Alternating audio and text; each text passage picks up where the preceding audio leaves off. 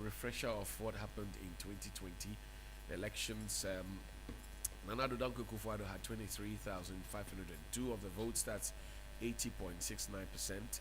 John Dramani Mahama of the NDC had 5,325 of the votes. That's 18.28%. Christian Andrew Egum had 131 votes. That's a representation of 0.45. Evergreen Street had 90 votes. That's 0.31. Alfred K. Walker had 26 votes. That's 0.09. Ikuya Donko of the JFP had 14 votes. That's 0.05. Hassan Ayarega of the APC had 10 votes. That's 0.03. And Nana Kunejo Ajima Rawlings of the NDP had 8 votes. That's 0.03. Percival K. Akpalu LPG had 0.02. And yesterday I saw him in Kumawu. I'm wondering what his interest is really in Kumawu, since he didn't file a candidate there. But Henry Herbert Latte, GCPP, polled 7 votes. That's 0.02. David Apasera, PNC, 0.02. That's 6 votes. Bridget Jogbanuku of the PPP had 2 votes. That's 0.01. That's in Kumawu. But on the parliamentary front, what did it look like? Kwekudia, that independent candidate, came close to Philip Baswa of the NPP, who is now deceased, is dead. 14,960 were the total number of votes that he garnered. 51.11%. Kwekudia, the independent candidate, this is Kwekudia Senior, I should say, had 11,698 votes. That's 39.96. Bernard Opoku Mafo of the NDC had 2,439. That's 8.33%. Nana Mwako of GUM had 174 votes. That's 0.59. And if you look at the historical votes since 1996, the NPP had 61%. 61.1% in 1996. That's against 38.1% of the NDC in 1996.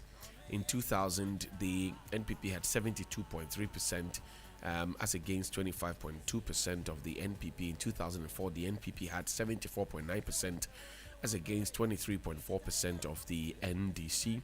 In 2008, the NPP shot it up higher with 82.8%. That's against 16.1%. In 2012, it was 78.6% for the NPP and 20.7% for the NDC. In 2016, it was 81.9% for the NPP and 17.6% for the NPP. And if you go now to the results for 2020, Philip Baswa of the NPP had 14,960. That's 56.12. So it shows you clearly that the NDC can try, or they have tried in the past, but the NPP has always showed them. Ernest Yawinim is the new face of the NPP in the area, takes over from Philip Baswa. Kwesi Amankwa representing the NDC, and Kwekudia Senior and Kwekudia Junior. One with the symbol of a dove with the olive branch, reminds me of Noah and the Ark.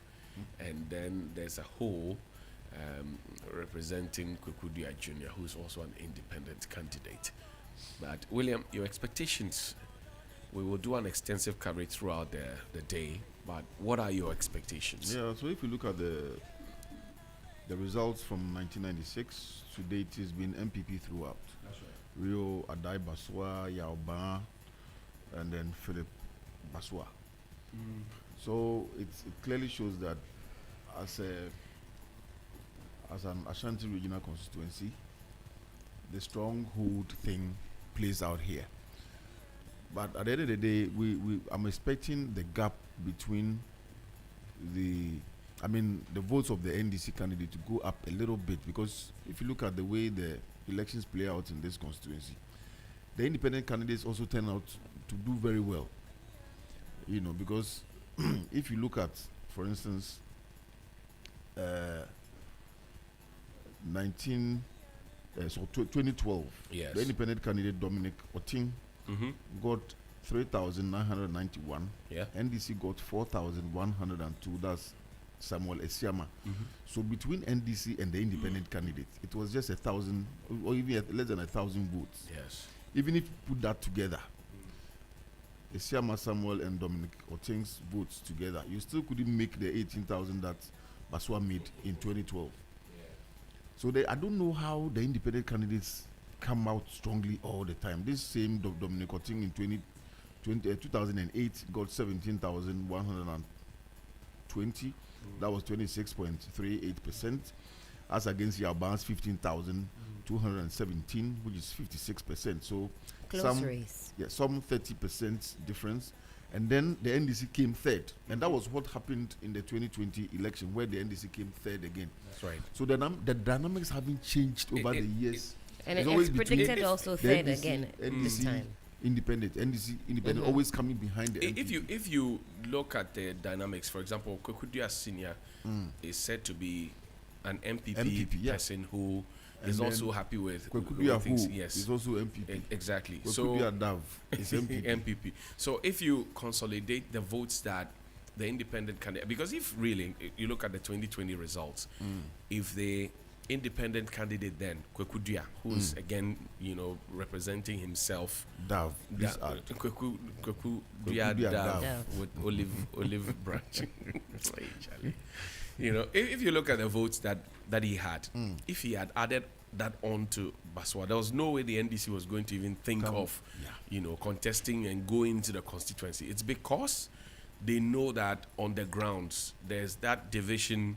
And yesterday, if you monitored William Evans Income's report, the people in the constituency were literally saying that it's now his time. It's Kwekudia Senior's time.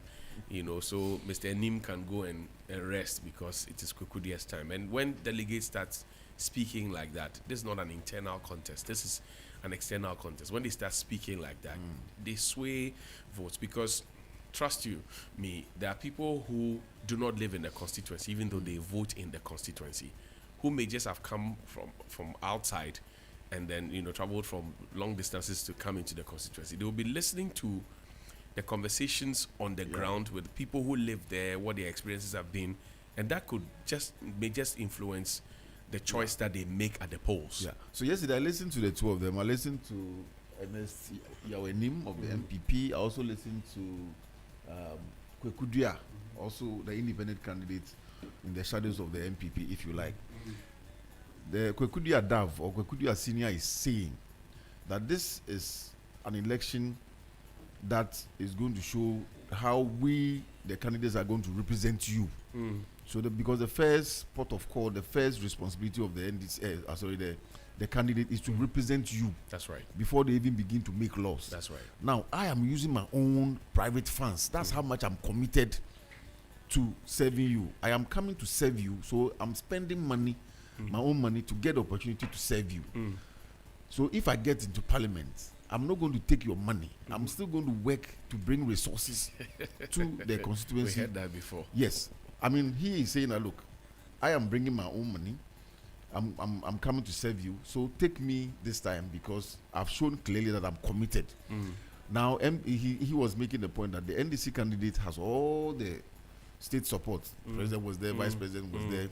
I mean, what has he got for you? But then Enim will come in and say, look, we have started something. You can see what is going on. Let's come and complete and do more.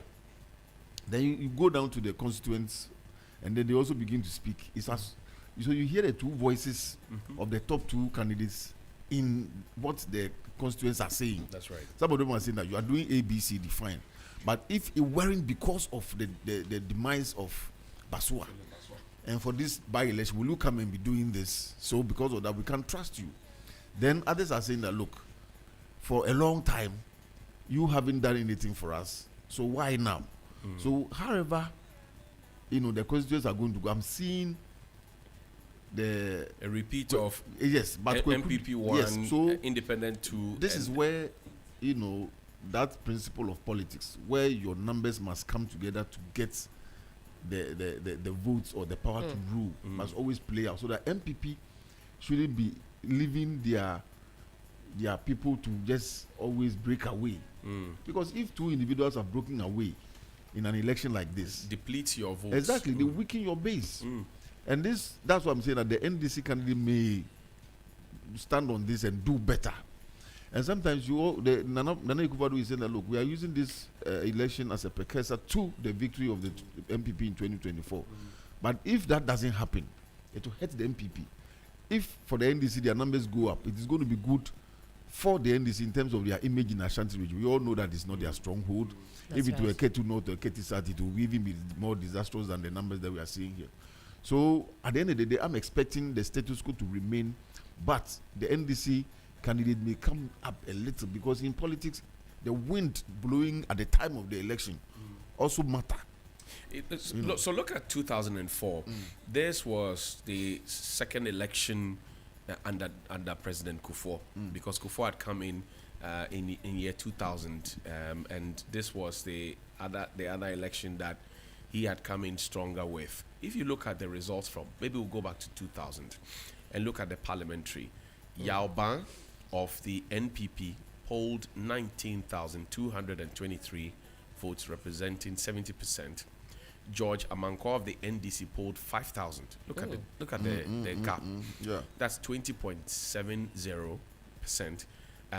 Kofi Edu Poku CPP polled 1,831. Yeah. That's 6.70. Patrick Osaya Boaji, independent candidate from the camp of the NPP, polled 556. So interestingly, this idea of a breakaway has always been there. Been there. He had 2%. But you notice that this was year 2000. This was at the turn of the millennium. Rawlins's era had ended. Everybody was calling on Kufuor to come, a man who will save us from all of those ones. So you can understand the votes then, that decisive decision against the wind. The winds against, yes. But then you come to 2000 and 2004, and straight away you're able to show that the results there did not go in the same direction. We'll go to the results later. Let's connect with William Evans Inkom. He is bureau chief for the Northern sector. He's joining us from Kumawu. He's been there for a week or more with Ibrahim Abubakar and the rest of the team. Bill, good morning. Thank you so much for joining us. Bill, you have to unmute yourself because we can't hear you. Hello? Hello, Bill? Yes. You're loud now. You're loud and clear now. Good morning to you. All right. And thank you so much indeed for doing this with us this morning. First of all, tell us where you are and what's happening around you. Well, so voting has started in earnest. Currently, I am at the Chiefs Palace. Here we have two polling centers. That is Center A and then the B. So in terms of turnout, maybe it's an early days yet, but it doesn't seem to be much of an encouraging as far as this particular place is concerned. The reaction I'm getting from other people who also monitored the 2020 parliamentary election. This particular palace has a history. In the 2020 parliamentary election, I think it was won by the independent candidate. But how is the situation going to look like today? Well, we have 11 hours for voting to end, and then results will be collated and then declared. Here, they are going to declare a provisional result. Then everything will be sent to the coalition center for them to be certified. So that is how the process is going to look like. But let me just get closer and then speak to the officer in charge of the electoral officers here who are ensuring that the process is smooth. But one thing that you also need to take notice of, Johnny, is the fact that this time around, I'm seeing something that is quite different. So the voters' roll, not only does the EC officers have one, but if you go to the polling agents, they also have, or equally have, the voters' roll. So the voters' roll contain the name and the identity. So identity here, we're talking about pictures of the electorate or the voters. So if you come here, this particular table is occupied or being occupied by the polling agent. Okay. So that is the voters' roll. So they also can see the name and then the pictures of those who are supposed to vote. So they are able to verify. And intermittently, you also hear the electoral or an officer from the Electoral Commission announce to them which page they can make reference to. And I think that is one thing that is also making the whole process very, very smooth. And I should believe that was the more reason why the Electoral Commission, the Director for Electoral Commission here, was telling us 2 days ago that they need people who are able to decipher when it comes to reading and writing, to be able to at least help the process, go through smoothly without any hindrance. And that is exactly what we are seeing here. But let's get to the officer and then engage, because we also need to understand how many voters are we expecting here. And one thing that I also need to emphasize is the agent. It was something that was clearly spelled out by the director for elections, as far as the Ashanti region is concerned, that if any person who is aged comes here, a priority will be given to such a person, and exactly what we are doing now. So if the queue is not that long, but if you are aged, you are not going to be in the queue. There's a seat for you. They will attend to you first, so you can also go back to where you are coming from. So the name of the potential voter is read out loudly. Then you have to show your voter's ID card. Then the electoral officer will have to go through to see that they marry. That is, the details on the voter's ID card match with the voter's role. So here you can see only the names. So she's looking for the name. Once the name is identified, then she will take it. After that, the voter will come here. And this is where the BVD is working. That's the biometric voter device is working. So you have to thumbprint. Your thumb or your fingers need to be verified. Very simple. Right after that, your name and your picture also need to be verified. Once there is a matching or there is a reconciliation, then you are good to go. From here, you move to this particular table where the ballot paper is stamped, and you have to make sure that it is stamped. Otherwise, it will be counted nullified. So once it is stamped, you take your ballot paper, you walk to the booth, and then you cast your vote among the 4 candidates who you think has the wherewithal to replace Philip Baswa, and exactly what this particular voter is doing. So let me engage, the officer here for her to tell us how many people we are expecting here as far as this particular polling center is concerned. I've told you that we have 2 centers here. Here at the Chief Palace, we have the Center A and then the Center B. So I'll just have to speak to the officer here to really understand. Well, let me get here. We have been directed to this particular officer to know how many people are voting here, and so far, how many have voted. So, sir, good morning. All right. All right. Okay. All right. Okay. All right. All right. So they are directing me to the right person to engage. Right. Okay. So he is in charge here, and the he's going to give us presiding officer, that is. How many voters you're expecting here, and then how many have voted so far. Mr. Dona, a very big thank you for your time. You're live on 3FM. We want to understand how many voters are you expecting here? Yeah, you are welcome. We are expecting 338 voters. As of now, we have about 30 people who have voted. Is it too early to say that turnout has been low? No, no. Everything is on course. So you're expecting a high turnout? Yeah, we are expecting. Okay, all right. So, Johnny, one thing that you also need to establish is that, well, there's a predominantly farming community. So most of the people have gone to their farms. Early morning when we arrived here, if I remember, one of the EC officers was asking somebody to make herself available, and the person was like, "Well, I need to go to the farm before I come and vote." Okay. So it's not unusual to see this level of turnout a bit low, or relatively low, because of the fact that the people are farmers.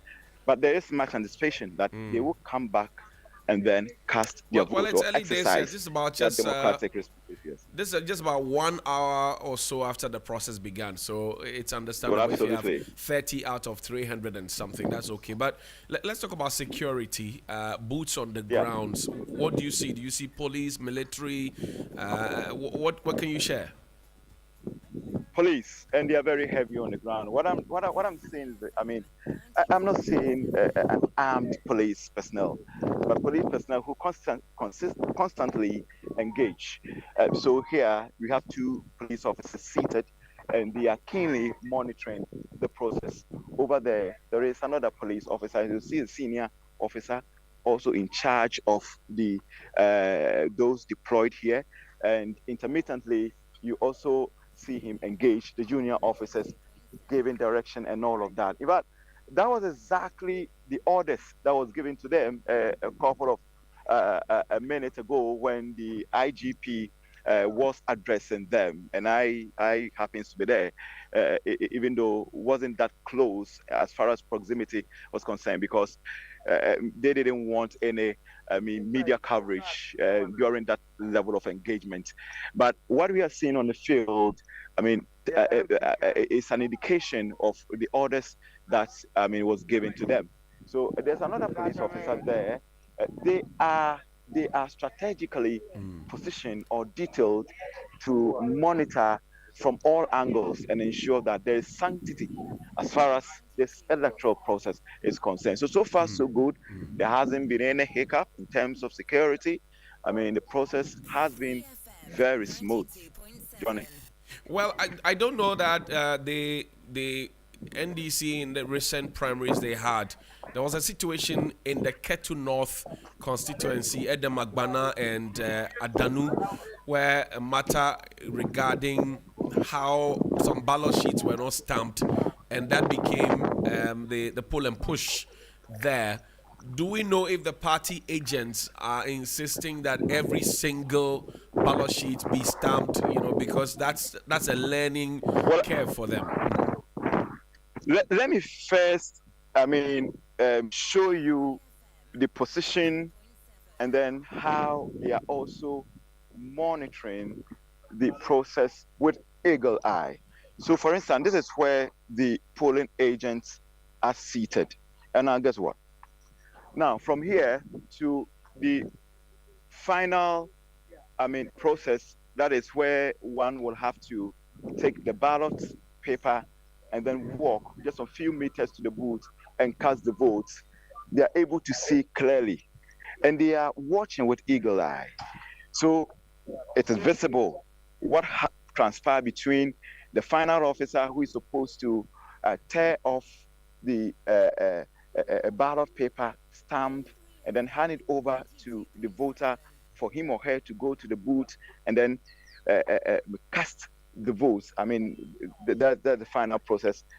They watch with keen interest.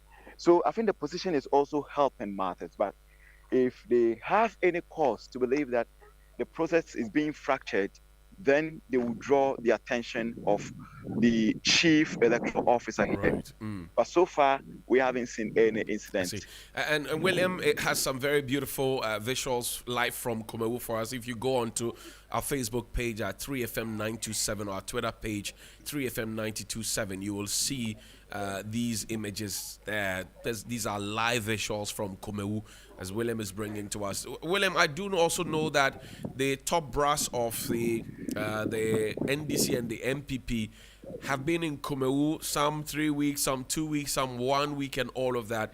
Have you seen them crisscrossing the polling stations just to ensure that things are going the way they want? Well, maybe you have been charitable. Some 1 month. They have.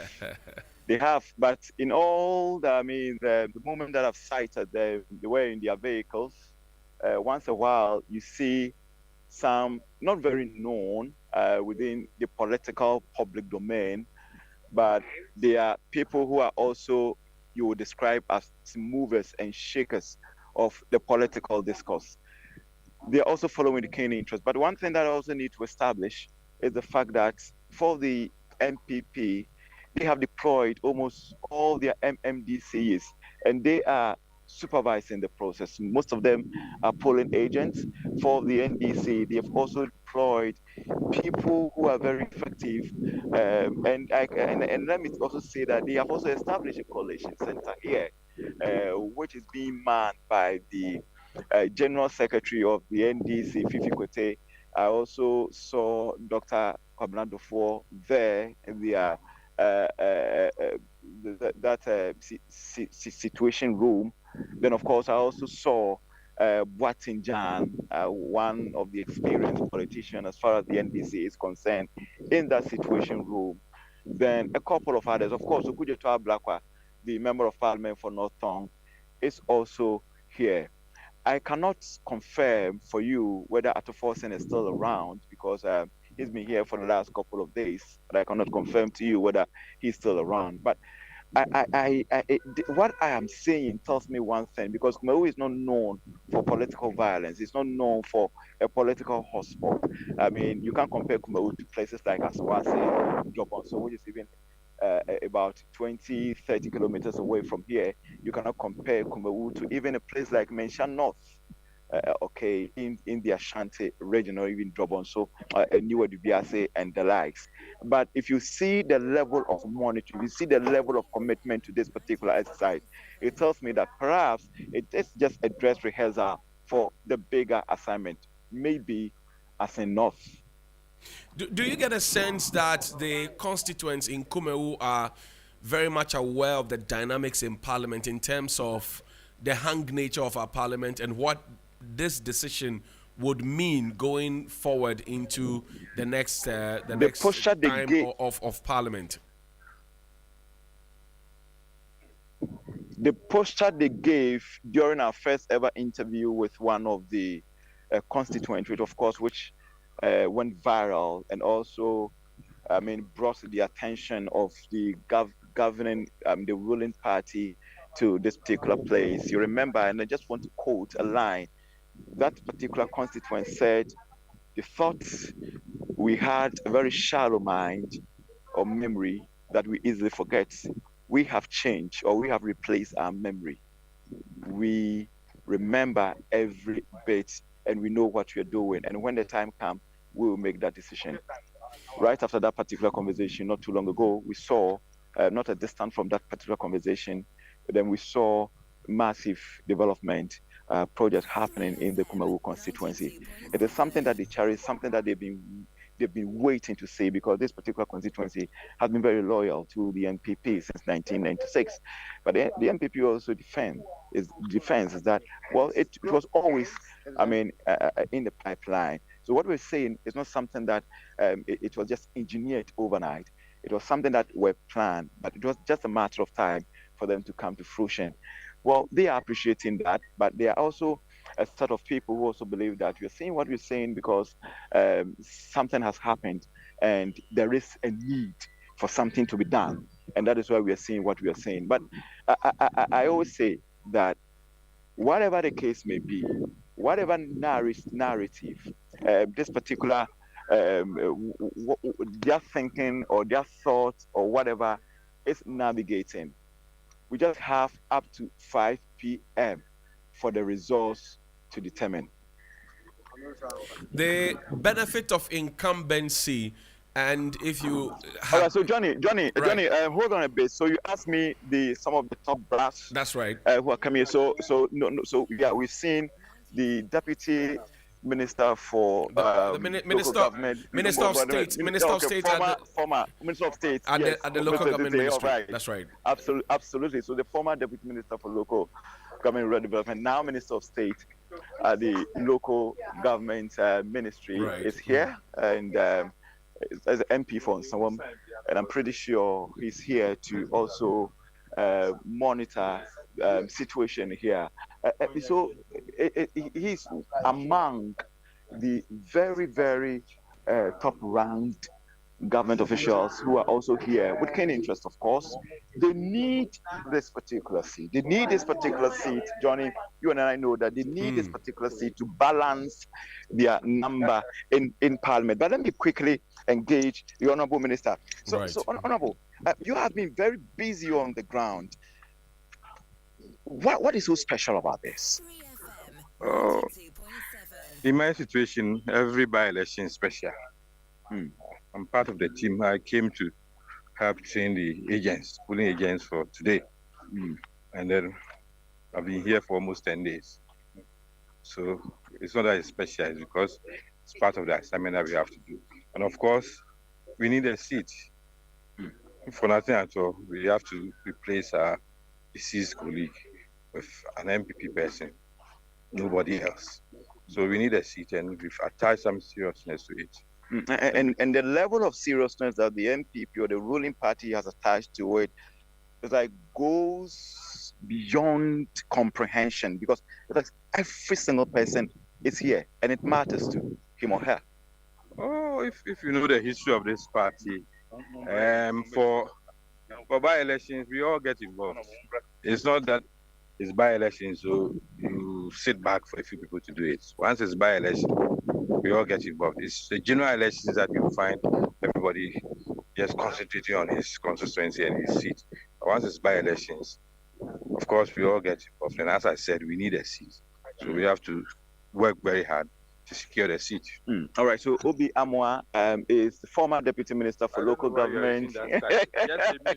Minister of State, anyway. I mean, that's title that you enjoy. Anyway, so Johnny. Well, he's also the MP for Equiapim South. Equiapim South. Oh, that's right. Absolutely. Equiapim South. Absolutely. So William, now maybe Johnny is not within the Ashanti region domain. I can imagine that. Yeah. So I mean. That was him, Johnny. Right. Now you tell me, as we wrap up this conversation, usually you would have, people of his caliber, when they're going into such places, have an entourage that comes along with them. Did you see anything like that? The entourage, or the buzz? Well, so let me use Obi Amwa as a classical example of the question you just asked. He came alone. I didn't see anybody following him. Maybe only his driver. There's no police escort and what have you. So I wouldn't say that we're not going to see that in the course of the day, but at least with the evidence before me, I just want to assume that is the kind of spectacle we are going to witness in the course of time. But if we are going to see anything different, then we have a conversation. Well, William, I thank you very much indeed. We'll come back to you for some more updates as we travel along. This is our extensive coverage of whatever is happening in Kumawu today, and we'll share all the fine details as we travel. Thank you so much, Bill. Thank you. Okay. William Evans Inkum there bringing us some fresh information, and the Honorable Obi Amwa, he is the Minister of State at the Local Governance Ministry, also the MP for Equiapim South. Yes.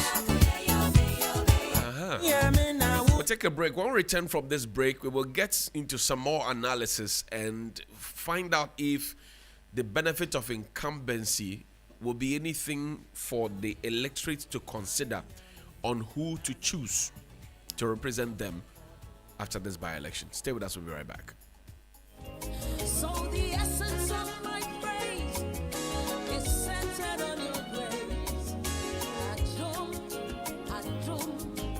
My name is Diana Hamilton, VGMA Artist of the Year 2021 and brand ambassador of Awake Purified Drinking Water. I am super excited to partner with Ghana's first charity-driven water to give back to our communities. Awake is a brand that makes a difference. We impact the world around us. That is why for every bottle of Awake